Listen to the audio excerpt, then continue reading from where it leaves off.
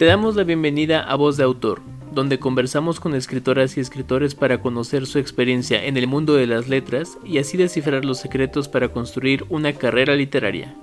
Somos Diana Crosby y Luis Enrique Vilches, el equipo detrás de Escritores Emergentes. Hoy conversaremos con Alejandro Vázquez Ortiz, escritor representado por BF Agencia Literaria y autor de la novela El Corredor o Las Almas que lleva el Diablo, publicada por Literatura Random House. Alejandro Vázquez Ortiz estudió Filosofía y Literatura en la Universidad Complutense de Madrid y es miembro del Centro de Escritores de Nuevo León de Conarte. Pertenece al Consejo de Editorial Analfabeta, en donde publicó Artefactos en 2012 y La Virtud de la Impotencia en 2015. Ha sido galardonado con el Premio Ciudad de Getafe de Relato Corto 2009 y el Premio Nacional de Cuento Joven Comalá 2015 por el trabajo Deja de decir adiós, qué hacer con sus dados, publicado como La Virtud de la Impotencia en 2015. También ganó el 31º Premio Nacional de Cuento Fantástico y de Ciencia Ficción de Puebla con el texto El mono que escribió el Quijote, publicado por Libros Ampliados en 2018. Le damos la más cordial bienvenida a esta conversación con escritores emergentes. Hola, ¿qué tal? Muy buenas tardes a todas las personas que nos estén viendo en una emisión más de Voz de Autor. Muchas gracias a quienes se están conectando en YouTube y a las personas que nos escuchen a través de Spotify. Como ya escucharon en la introducción, el día de hoy tenemos a un invitado que nos va a hablar acerca de su experiencia escribiendo la novela que se llama El Corredor o Las Almas que lleva el Diablo. Ya tenemos por aquí a nuestro invitado, que es Alejandro Vázquez Ortiz. Entonces, Alejandro, te damos la bienvenida a este espacio. Hola, ¿qué tal? Muchas gracias Luis, Diana, por tenerme aquí y saludos a toda la audiencia de escritores emergentes, listos para charlar de esta novela y de lo que surja. Pues perfecto, entonces comencemos. Alejandro, ¿quisieras hablarnos un poquito acerca de la novela, de qué trata, de la trama, de los personajes?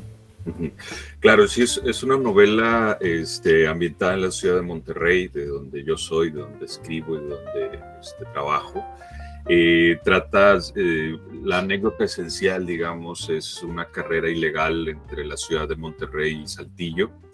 Y pues vamos a ver cómo confluyen una serie de personajes de muchas trazas, muchas historias diferentes que todos van a confluir en esta carrera, ¿no? Seguimos un poquito más de cerca a unos 2 o 3 personajes que nos van a meter ahí en la historia, cada uno con sus diferentes problemáticas, sus limitantes, sus deseos, sus necesidades y también sus pulsiones, ¿no? También creo que eso es importante y pues al fin pues confluyen en esta gran carrera y bueno, hay esta cláusula, ¿no? Que también se anuncia en medio de la portada de la novela, que es que por cada corredor muerto el premio de la carrera sube. Entonces pues esto genera pues un ambiente muy violento entre los corredores, se genera así como un derbi de demolición, choques por todos lados, una onda así como medio de Mad Max, de carrera de destrucción, y pues ya al final confluyen y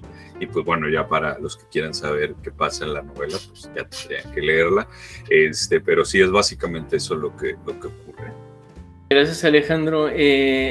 Sí, realmente es una novela que nos pareció muy particular porque desde el principio notamos esta cuestión como de la violencia ahí como muy, muy de fondo, pero también está escrita de una manera en la que no solamente se habla de este asunto que nos comentas, de hecho es algo que se va construyendo como a lo largo de todo el texto, ¿no?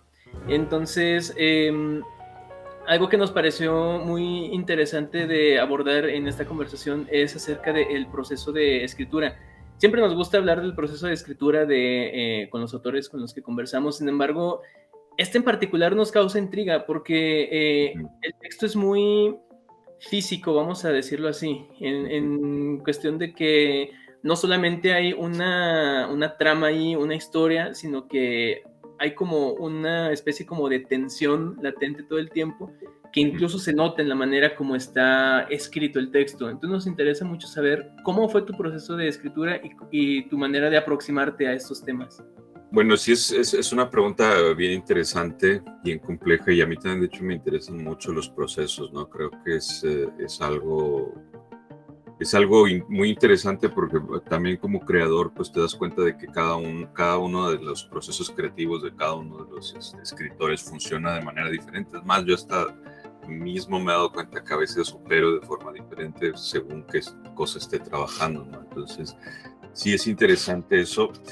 Bueno, en esta novela en particular, pues sí hay como una cosa que yo parto con mucha ventaja, ¿no? Porque lo que estoy hablando de ahí en toda la novela, el ambiente que se respira, es un ambiente que yo conozco muy bien, porque yo me dedico precisamente a eso, ¿no? Ese es mi trabajo. El trabajo de estar frente a un yonque, de desarmar, de ver el motor que cae, que se desarma.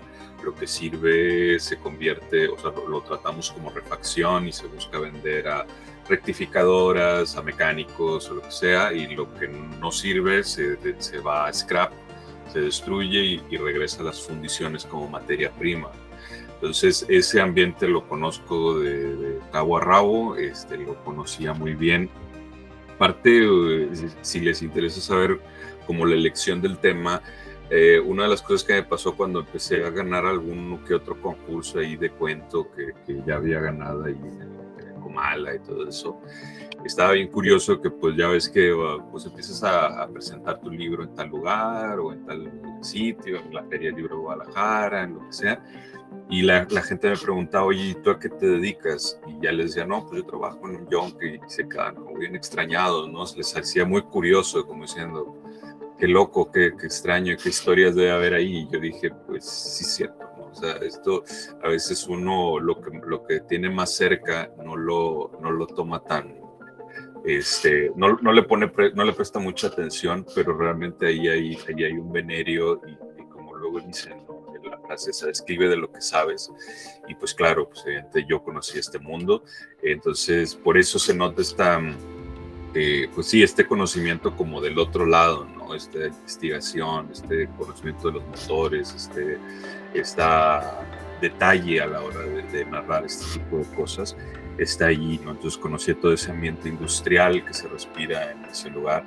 Y lo que dices sobre la tensión, pues sí, era algo que me interesaba mostrar desde el minuto uno, como por un lado generar preguntas, pero también generar mucha atención en el lector, de también cómo llevarlo y hacerle cortes con el desarrollo de la estructura, de mandarlo a un lugar y mandarlo a otro, y que también creo que se genera cierta tensión de decir, bueno, ahora no sé qué voy a encontrar en la próxima página, y esa era también un poquito la intención, ¿no? Eso tiene que ver con el hecho de haber elegido esta estructura, ¿no? Esta estructura rota, a manera de rompecabezas.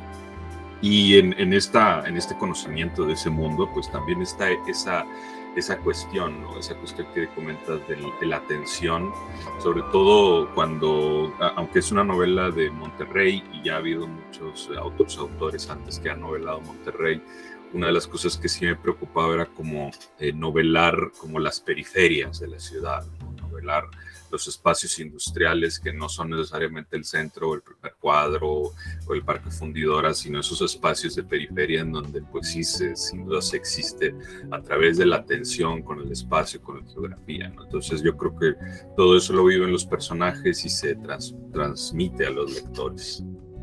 Alejandro, en tu proceso de escritura, ¿qué tan importante fue la planificación? Porque precisamente esto que mencionas de que el lector pues no sabía con qué iba a encontrarse a la página siguiente, tiene que ser algo que pues previamente tú tuvieras como previsto. Entonces, ¿quieres hablarnos de eso? Sí, claro, sí hubo mucha planeación, hubo ajustes al momento de avanzar, sobre sobre la novela, pero sí había muchas cosas que ya estaban predispuestas o predefinidas desde un proceso creativo ahí medio intenso.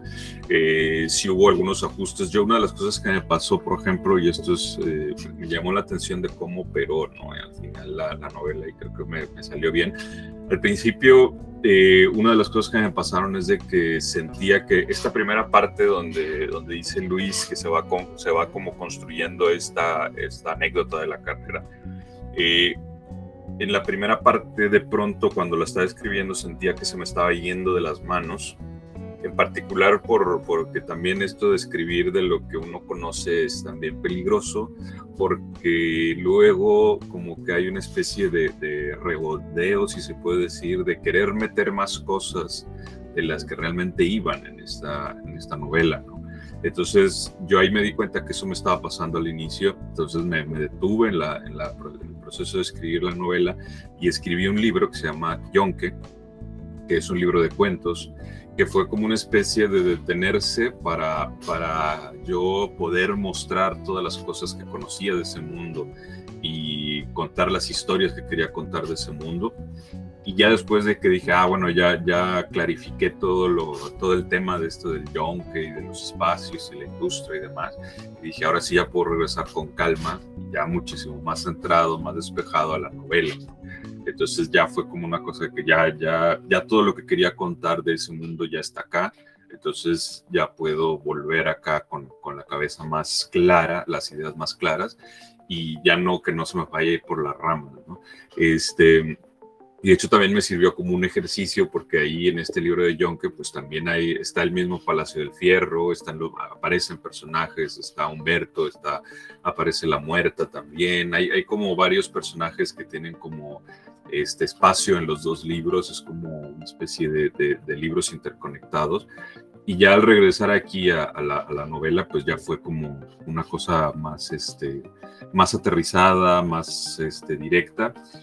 Y pues lo que sí hice, y es un proceso que también me sirvió mucho, sobre todo en esta novela, que es como, que aparenta un desorden, pues lo que hice fue como planificar mucho precisamente eso de la estructura, de cómo iba a mostrarse cada parte, cómo iba a mostrarse cada capítulo. Entonces, pues lo que hice es una de las cosas, armé un Excel, ¿no? con todos los capítulos, e incluso les daba así como colores, como para ver como un mapa de calor, digamos, de la novela, como decir, mira, es que en este capítulo es sobre tal personaje, para que no se recargara mucho, ¿no? Que no apareciera mucho en la primera parte un personaje nada más, y en la segunda parte se apelotonaran otras cosas. Entonces, como para verlo todo intercalado, todo el entramado, digamos, el tejido de la novela de una forma colorida. Entonces, sí me ayudó eso, ¿no? Otra de las cosas, por ejemplo, no sé si se nota en la lectura de la novela, es que yo luego ya cuando hablaba con otros colegas decía, es como si la novela tuviera una caja de velocidades.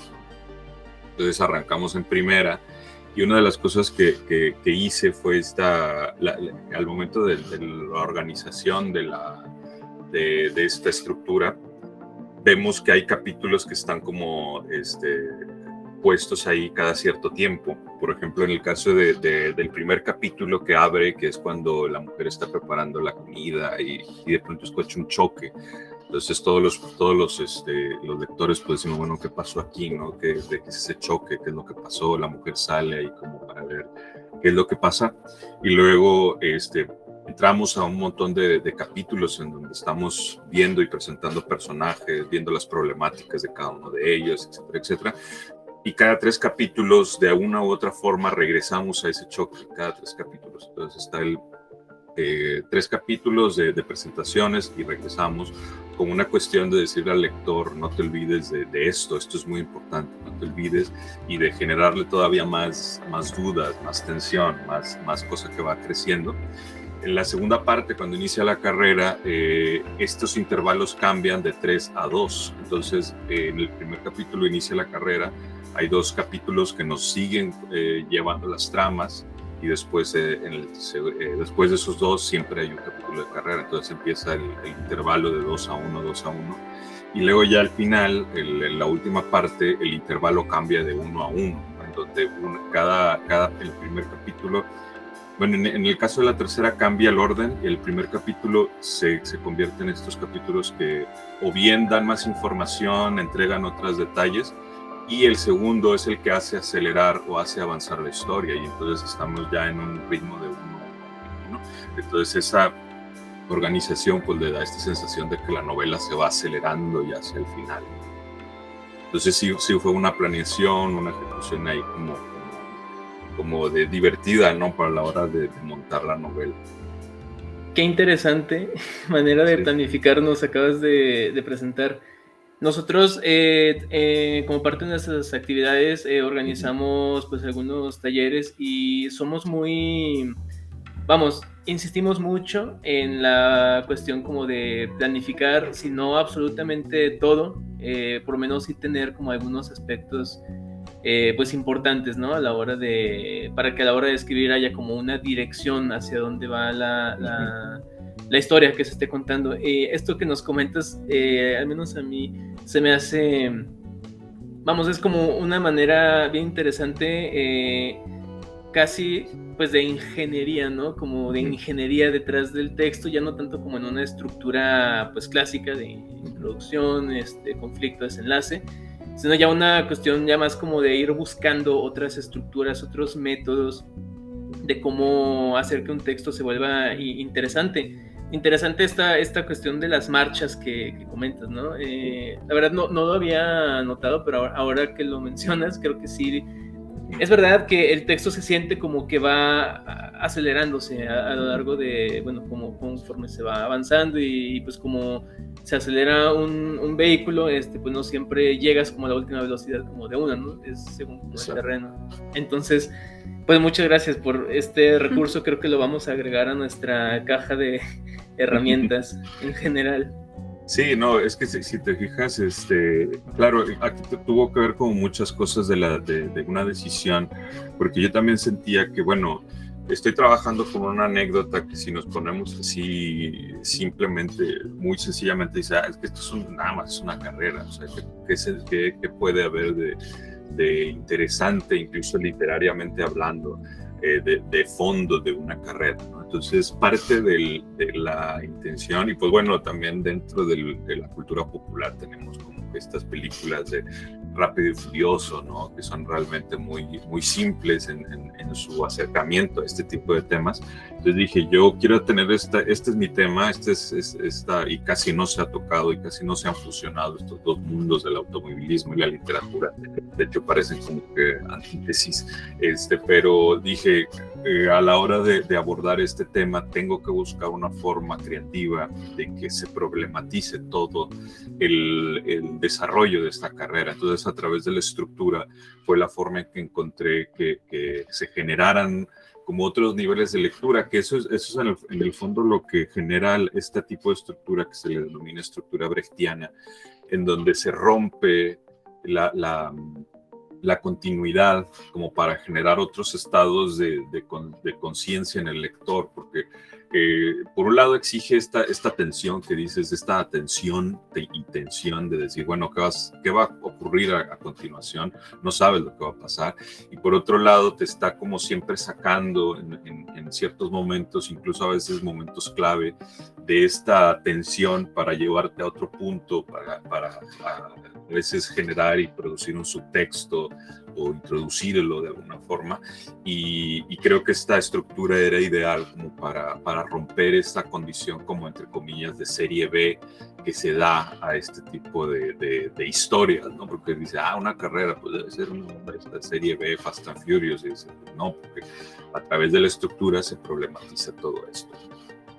Alejandro, a propósito de la cuestión de los subtextos y vamos, como este componente simbólico que tiene la obra desde su planificación y ejecución y ya hasta la parte de la lectura, nos gustaría abordar un poquito ya sobre los temas en concretos de los que, bueno, no los temas, sino como los asuntos que están o que nosotros vimos que están ahí un poco de fondo en el relato.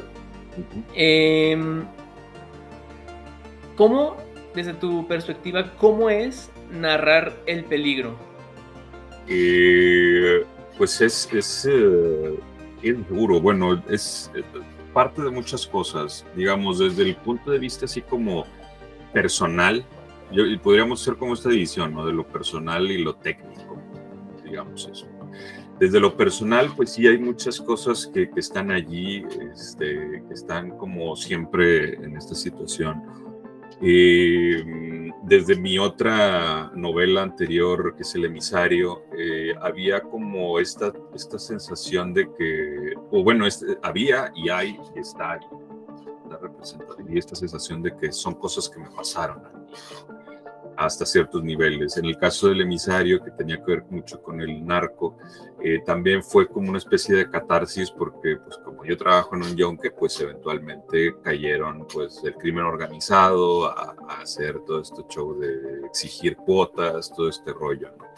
Hay algo ahí como que te expones y estás tú expuesto como escritor al ambiente, y eso también de alguna forma reacciona, eres reactivo. Entonces en lo personal también pasa. En el caso de esta novela también, muy al inicio de cuando estaba así en esta redacción, pues tuve un accidente, un choque frontal, que de hecho el carro en el que iba fue pérdida total. Afortunadamente pues no, yo no sufrí ninguna lesión ni nada, pero sí te queda así como esa tensión, así. De hecho, le decía a los colegas con los que estaba trabajando parte del texto, yo les dije, no, hombre, ahorita no quiero saber nada de esta novela, la aventé así por meses, de que no, estaba así como medio en shock, así como intentando recuperarme, pero entonces en ese sentido sí hay como algo personal que te liga a ti, y al menos a estas historias que están allí, en ese sentido que dices del peligro, de que hay algo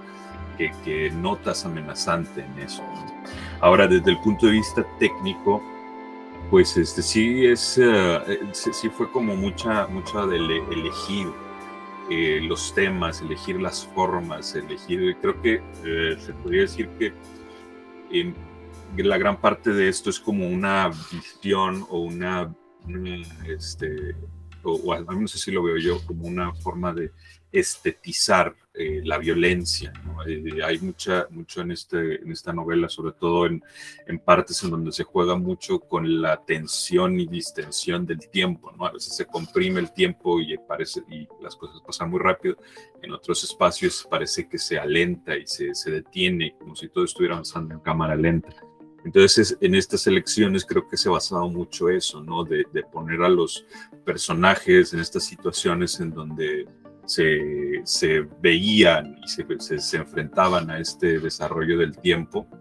Y pues yo creo que eso fue lo que más me guió. Ahora también fue, pues sí, fueron tiempos así como muy, muy locos. Yo sé que incluso a veces siento que esta novela quedó un poquito pasada de gore, de cruda, de violenta. Fue también como una especie ahora sí que como de denuncia, que también una cosa que hice también, que no se lo recomiendo a nadie, pero también fue como exponerme, ¿no? A estas situaciones, pero no, ya no en carros, sino a través de la lectura de nota roja, por ejemplo, videos de accidentes de tráfico que pues pululan en internet. Entonces sí fue como una especie de investigación de esa violencia del tráfico, de ese peligro. Y pues al fin y al cabo pues mostrar eso, ¿no? Que todos los personajes, todas las personas que estamos obligadas a circular en la carretera, pues estamos siempre expuestas a ese peligro, ¿no? Ese peligro del que tú hablas. Ahora salimos en Semana Santa, mi esposa y yo, y pues como quiera pasabas al lado de los trailers y sientes así una vibra de que hay algo ahí que está siempre latente, ¿no? Y cualquier descuido pues puede sesgar una vida de forma terrible. Entonces yo creo que eso que dices tú de cómo narrar el peligro se logra a través de eso, ¿no? De cómo en las cosas personales que te pasan a ti, pero también en las elecciones en las que sometes a tus personajes, ¿no? Alejandro, otra cosa que notamos durante la lectura de tu novela es que los vehículos, los automóviles, se convierten casi en personajes, sino en extensiones de los personajes. ¿Esa era la intención? Sí, de hecho, son extensiones e incluso en algunos casos son prótesis, ¿no? Son las cosas que les hacen ser quienes son, ¿no? Tenemos desde el inicio y nos damos cuenta de que son personajes rotos, personajes destruidos, golpeados psicológica, económica y socialmente. Y entonces como que ahí está desdoblamiento en donde ellos, cuando están en el carro, cuando están en los vehículos, en las camionetas, pues realmente adquieren su verdadera dimensión, se sienten completos, ¿no? Esta es como la sensación que está ahí navegando entre todos ellos, ¿no? Y es como que bien irónico, medio loco, que pues algunos están teniendo problemas de dinero y pues si echaras cuentas de todo lo que tienen en sus camionetas, el dinero invertido pues está cañón. Y yo de hecho sí conozco gente así, o sea, conozco gente que tienen sus carros así al 100 y súper tuneados y luego andan batallando para llegar a fin de mes porque necesitan pedir prestado, necesitan ya hacer otras cosas, pero como entre comillas hobby, que creo que en ellos se convierte mucho más que un hobby, es lo que, como decía al inicio, es una pulsión así como de vida y de muerte a la vez, de querer conseguir algo, pero a la misma vez saber que a través de esto se pueden matar. Es lo que los hace vivir, ¿no? Es lo que los hace sentir, es lo que los hace existir, y por eso pues tienen esta condición, ¿no? Casi los personajes son el hálito, pero el cuerpo real es el de las máquinas, es el del metal que habita. Cada noche es un lienzo negro para pintarlo con estrobos policíacos, hierros retorcidos y llamaradas azules de gasolina. Cuerpos de obreros umbríos defenestrados contra el parabrisas de una mujer que se pregunta, entre empleados de seguro, qué fue lo que pasó. Camionetas volcadas en medio de pasos a desnivel, bloqueando todos los carriles y ofreciendo un mar de luces. Constelaciones impasibles en el tráfico. Cajas de tráilers derramando su contenido. Grava, conservas, leche blanca sobre el asfalto negro. De pronto, se volvió excitante la gama sin fin de posibilidades que podrían ocurrir con las máquinas. Un incendio en cuya llama blanca se cocinaba un taxista, un ebrio mutilado por un automóvil en fuga, una pareja decapitada por dormir en la carretera y ensartarse en la parte de atrás de una grúa de plataforma. Para acceder y retener el paraíso pútrido de las calles, le bastaba con estacionarse y echar mano de su Polaroid. Fragmento de El corredor o las almas que lleva el diablo, por Alejandro Vázquez Ortiz.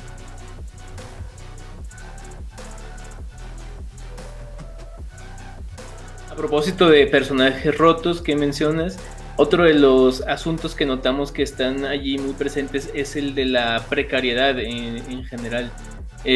Vimos que hay una cuestión como de eso de narrar lo urbano, por esta cuestión, esta parte como de lo industrial, las máquinas, los coches, los vehículos, pues siempre han sido una especie de símbolo del progreso, ¿no? De la sociedad moderna. Sin embargo, es una urbanidad, pero desde la periferia, desde las carreteras, lo que ocurre pues fuera de las ciudades. Entonces, ¿qué nos puedes decir acerca de esto?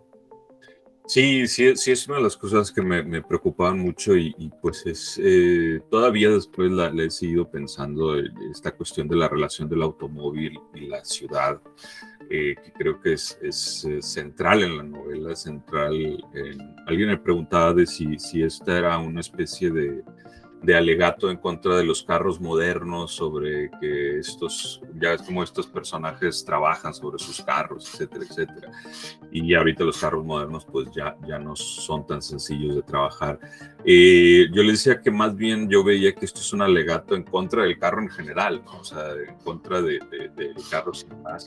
en el sentido es de ese, y sobre todo en el tema de la ciudad, y creo que cuando hablábamos de los subtextos, muchos de los subtextos van hacia ese punto, ¿no? Hacia la cuestión de cómo la ciudad está construida para que estos personajes estén obligados a circular así, en particular en Monterrey, en las zonas del norte, en donde pues prácticamente el transporte público es inexistente, el que hay es ineficiente y es muy caro. Entonces estás obligado prácticamente a tener un carro para poder realizar tus actividades, digamos, normales, ¿no? Entonces de ahí viene toda esta cultura del carro chocolate, ¿no? El carro yonke, el carro que ya está pues, a punto de quedarse estancado y por el contrario se necesita, ¿no? Había estos temas que también están mucho en el libro de Yonke, y alguien me decía, es que aquí los carros, en vez de mover a la gente, parece que los están lastrando, ¿no? Parece que se vuelven esta cosa de que tengo que arreglar el carro para poder seguir en el movimiento, pero esa es la relación, ¿no? Y claro, la precariedad está ahí, ¿no? Está volcada muy a eso, y que creo que también fue parte de lo que me llevó como a concebir en algunos puntos, y sobre todo con algunos personajes, quizá los más llamativos, si podríamos decirlo así, esta exploración fronteriza yo creo que como que se estaban guiando hacia algo como post-punk, hacia algo como una especie de onda de la nueva carne y todas estas cosas de lo que viene, estas como alucinaciones o delirios apocalípticos, ¿no? Que veían, ¿no? En el desarrollo de la ciudad, ¿no? Entonces, a través de esta exageración y realmente, pues, ¿cómo decirlo? Como si esta precariedad y esta obligación de estar funcionando, como estamos diciendo, operando a través de las máquinas, etcétera, etcétera, creara este monstruo o este par de monstruos que vemos por ahí operar, ¿no? Que son estos personajes que están en este límite de la criminalidad y de la violencia a través de esta búsqueda como a veces medio, o en uno creo que es como completamente como erótica, y en el otro más bien es como algo pues casi místico, ¿no? Una especie de búsqueda mística de esta nueva carne que dice. Y justamente algo que también nos llamó mucho la atención es la generación de toda una atmósfera alrededor de los personajes y de la trama en sí. De pronto estar leyendo esta novela, pese a que, vamos, creo que queda bastante explícito que está en un contexto, pues vamos, realista, que habla de cierta realidad, también lo hace de una manera como muy focalizada, vamos a decirlo así. O sea, como si tenemos todo este contexto de una ciudad, entonces tú pones el ojo en estos como retratos como más pequeños. Entonces da la impresión, hablábamos Diana y yo, de estar leyendo una novela justamente de alguno de estos géneros, ¿no? Mencionas tú el post-punk, yo también por ahí le mencioné el diesel punk, hablábamos de Mad Max, nos estábamos acordando de Mad Max. Entonces nos gustaría saber cómo, vamos, si tú tenías esta intención de que la novela trastocara como estos otros géneros pues ya más propios de la ciencia ficción, o fue algo que se dio de manera incidental. Fue algo que ocurrió cuando estaba en la planeación, y esta novela se escribió, bueno, y ahora que estamos entre escritores, como te dice, esta novela se escribió en un taller como hecho entre colegas. Dijimos, vamos a hacer este taller, vamos a trabajar estas cosas, nos vamos a leer entre nosotros, vamos a hacer crítica, y uno de los coordinadores de este taller es Ramón López Castro, que Ramón López Castro es un escritor, bueno, él nació en Tlalnepantla y luego vivió mucho tiempo en Monterrey, ahorita está de regreso en Ciudad de México, y él tiene un conocimiento así como muy enciclopédico sobre la ciencia ficción, ¿no? Cuando yo planteé mi proyecto, decir quiero escribir esta novela sobre carros, tal, me dijo que tienes que leer a Crash de J.G. Ballard, ¿no? Y yo dije, ok, y la verdad es que leer esa novela me rompió el cerebro, fue parte así como de esta cosa que decíamos de la investigación, del peligro, del ver videos de accidentes automovilísticos, fue parte de ese proceso.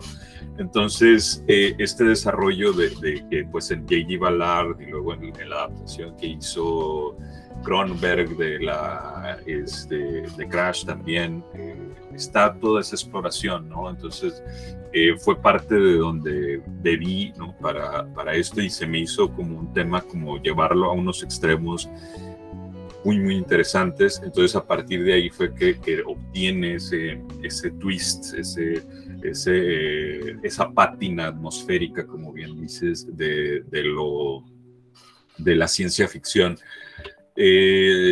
No sé si podría llegarse a considerar como ciencia ficción, hasta así como que esto que le llaman ciencia ficción de 5 minutos en el futuro, cosas así, como fue como dices tú, la película de Mad Max, sobre todo la 1, ¿no? La 1 en la que todavía hay ciertos estamentos institucionales que nos dicen que existe o existió un estado, existieron o existió la sociedad, antes de ya la 2, que ya es como este páramo vacío y páramo yermo, ¿no?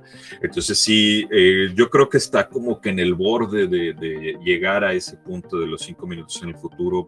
Creo que sí, tiene más anclas, entre comillas, dentro del realismo, pero sí se me hizo muy interesante poner 2 o 3 personajes que llevaran o empujaran esa atmósfera que dices tú hacia esos límites. Creo que también eso funciona al momento de conectar un poquito o difuminar los géneros entre sí.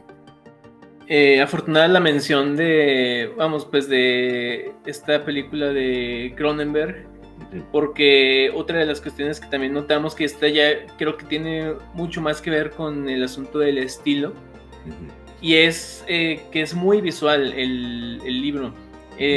Veía por ahí en notas que se han escrito acerca de esta novela, pues el contacto que pues llegas a tener con el cine, como debido a esta de pronto falta como de referencias que hay sobre estos temas que abordas, y entonces notamos una novela muy cinematográfica, es decir, como te comentaba al principio, es una novela que se siente, que fácilmente puedes estarle leyendo e imaginarte en una sala como pues aquí con el sonido envolvente, con pues, los sonidos de los choques, viendo como todo, como te decía hace rato, como en fotogramas. ¿Qué tanto también fue tu intención escribir desde ese aspecto técnico? Sí, desde el punto de vista técnico, fíjate, yo escribí para tener no sé si sin duda la elección del narrador, pues es un narrador casi cinematográfico, en el sentido de que el narrador está posicionado como a más o menos unos 2-3 metros de los personajes, ¿no? Casi nunca se acerca demasiado, y cuando se acerca mucho es casi como para mostrar un plano de casi una mano alcanzando una palanca de cambios o algo así, ¿no? Sí está muy pensado así. Creo que la razón de eso fue como creo que fue también una especie de descanso, de elegir la forma como más conveniente para no meterme en problemas, porque creo yo como porque también la elección de un narrador te puede meter en problemas. Y estamos hablando de una novela que tiene muchos personajes, que tiene mucha acción, que tiene muchos exteriores, que tiene como que lo que importa casi es precisamente esta interacción en la carretera.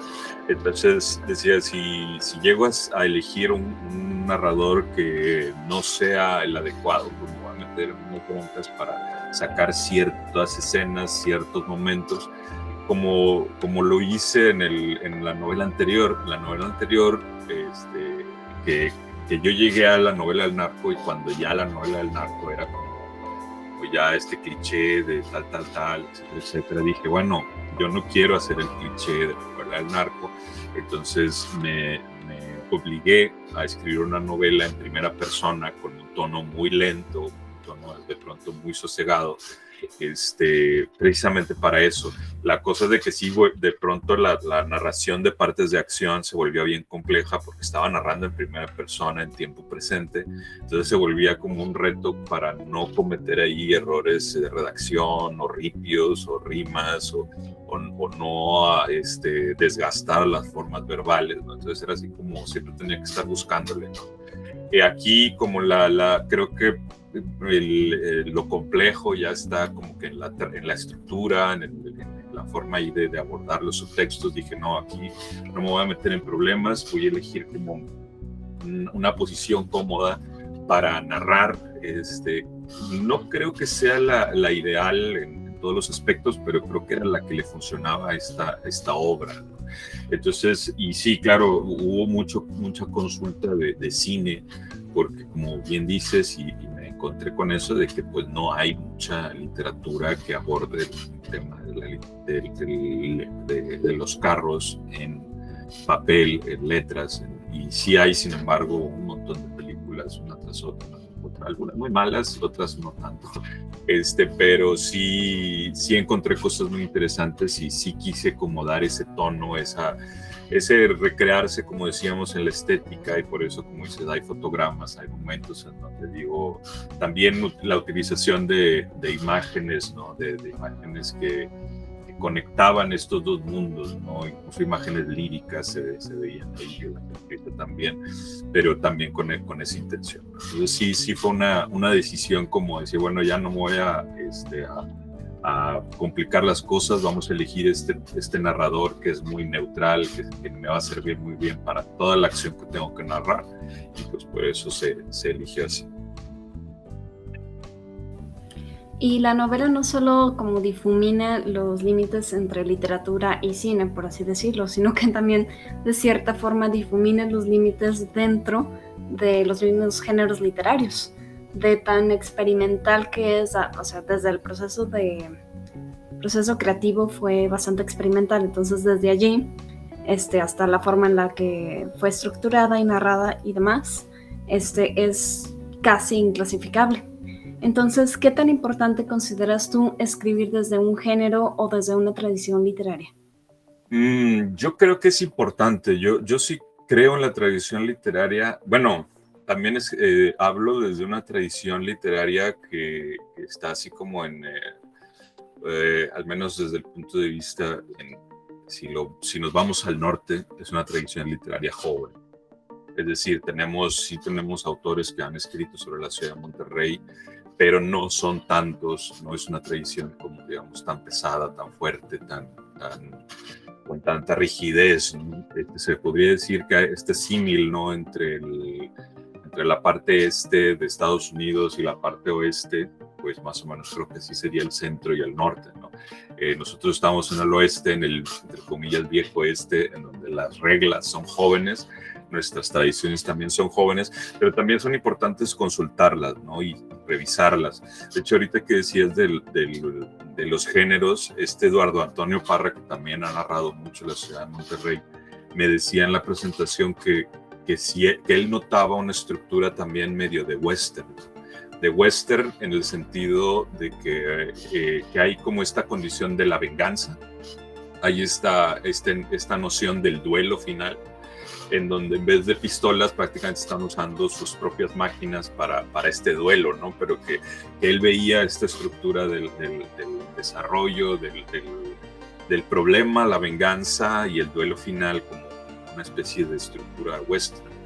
Y a mí se me hacía curioso. Yo lo que creo, o más bien lo que me he dado cuenta en particular sobre esto que dices del género, es que parte de la tradición que podríamos denominar de los 90s hacia atrás, en donde sus padres literarios, se podría decir que era el boom latinoamericano, tienen una especie de repudio a los géneros, ¿no? Así como esto del terror, esta onda, ¿no? La ciencia ficción, ¿no?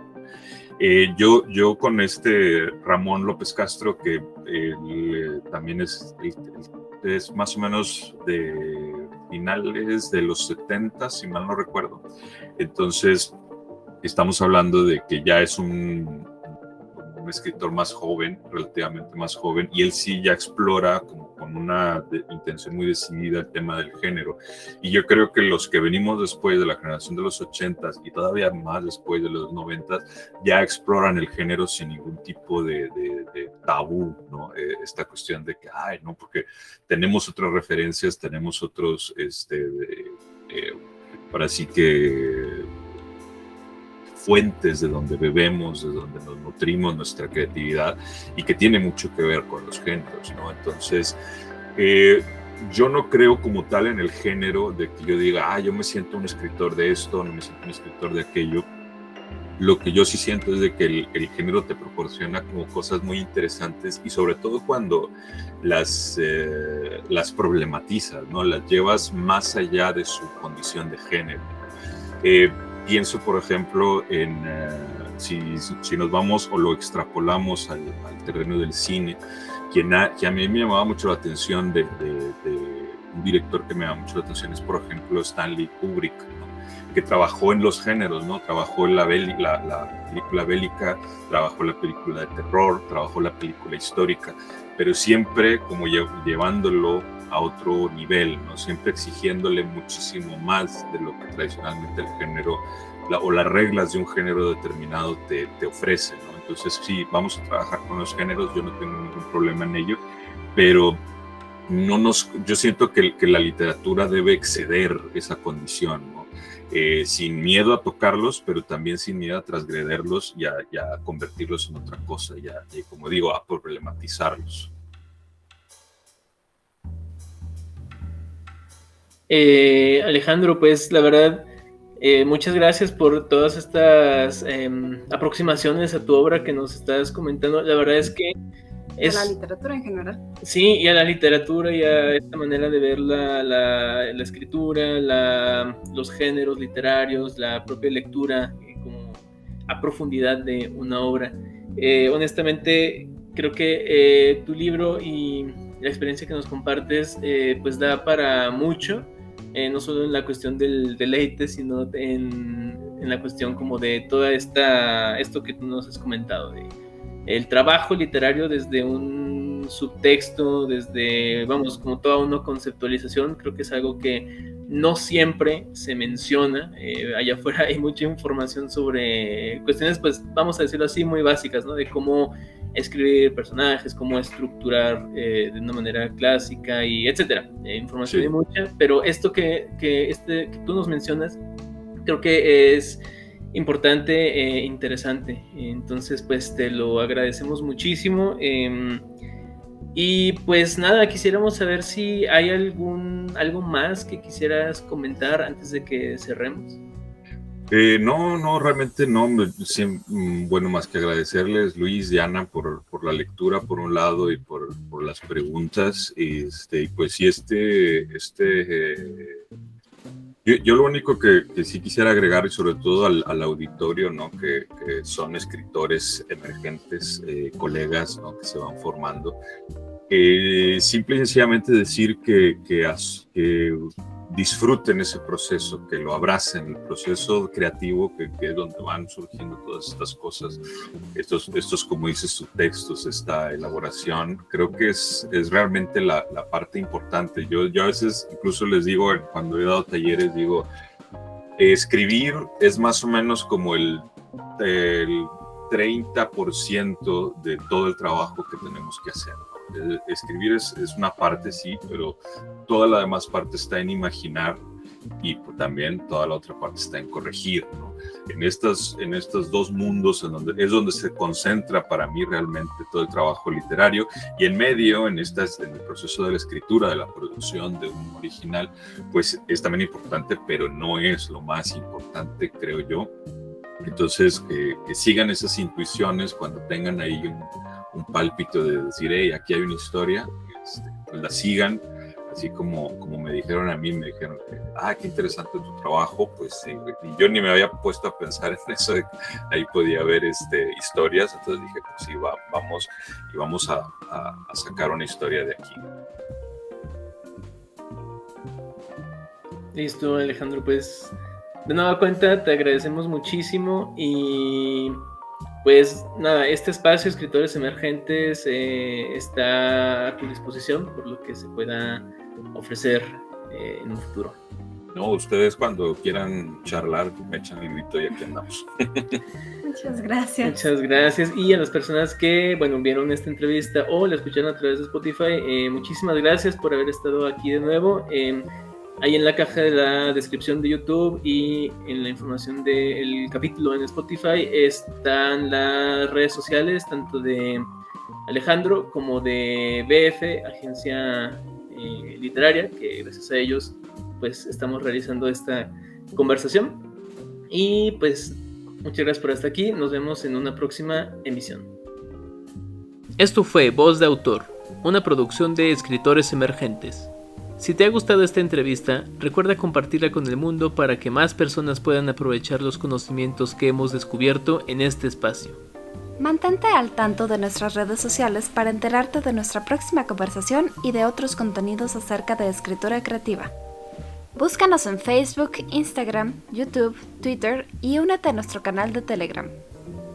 Somos Escritores Emergentes.